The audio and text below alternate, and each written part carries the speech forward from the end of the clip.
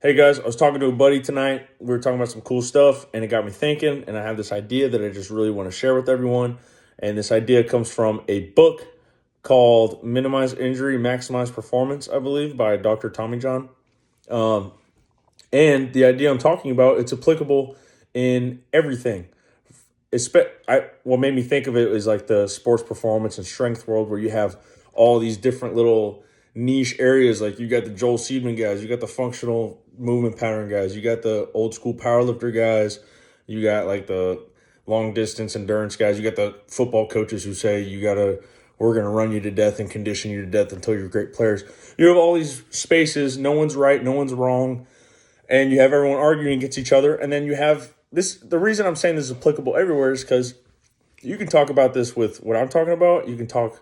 This applies to having a discussion in a relationship. This applies to politics, especially, and that's kind of where I see it come up a lot, where it needs to come up a lot, is that the idea that you should never, you really should never be arguing against someone or arguing your point or up on the stand telling everyone, hey, this is the way and this is not the way, unless you can get on the opposing team or the opposing arguer's side and argue against your own point.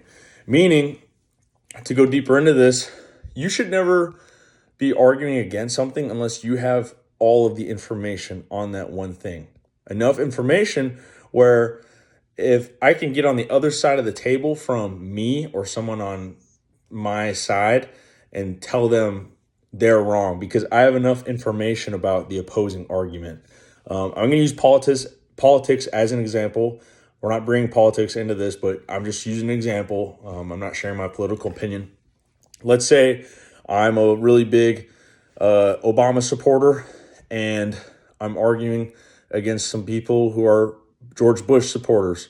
And I'm telling them, hey, you're wrong, you're wrong, you're wrong.